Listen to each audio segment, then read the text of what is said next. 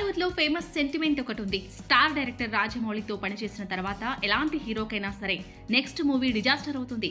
రామ్ చరణ్, ప్రభాస్, రవితేజ ఇలా ఏ హీరో కూడా దీని బారి నుంచి తప్పించుకోలేకపోయారు. స్టూడెంట్ నెంబర్ 1 తో మొదలుకొని RRR వరకు ఇదే పరిస్థితి కొనసాగింది.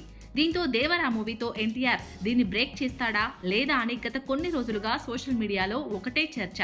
మరి దేవరా రిలీజ్ అయిపోయింది. ఈ నేపథ్యంలోనే రాజమౌళి కొడుకు ఆసక్తికరమైన ట్వీట్ చేశాడు. ఈ ట్వీట్ లో ఎన్టీఆర్ పై ఎస్ఎస్ కార్తికేయ ప్రశంసల జల్లు కురిపించారు. 23 ఏళ్ల తన తండ్రి ఫ్లాప్ సెంటిమెంట్ ను తారక్ బద్దలు కొట్టారంటూ అభినందించారు. స్టూడెంట్ నెంబర్ 1 సినిమాతో మొదలైన ఆ టాక్ దేవరాతో బ్రేక్ అయిందంటూ సోషల్ మీడియా వేదికగా పోస్ట్ పెట్టారు. ఇక దేవరా సినిమాపై పబ్లిక్ టాక్ విషయానికొస్తే తారక్ వన్ మ్యాన్ షో అనే టాక్ నడుస్తుంది. ఫస్ట్ హాఫ్ ప్రేక్షకులను అలరించగా సెకండ్ హాఫ్ కు కాస్త మిక్స్డ్ టాక్ వస్తుంది. ఇక ఇప్పట్లో థియేటర్లో రిలీజ్ కి ఎలాంటి సినిమాలు లేవు కాబట్టి ఖచ్చితంగా ఈ మూవీ లాంగ్ రన్ లో దూసుకుపోవడం ఖాయం. మొత్తానికి 6 ఏళ్ల తర్వాత ఎన్టీఆర్ నుంచి ఎలాంటి మాస్ ఎలిమెంట్స్ ను ఆశించారో అదే నట విశ్వరూపాన్ని తెరపై చూపించి మెప్పించారు తారక్. ఇక ఆచార్య లాంటి ఫ్లాప్ తర్వాత అనుకున్నట్లుగానే తారక్ దర్శకుడికే హిట్ ఇచ్చేశాడు.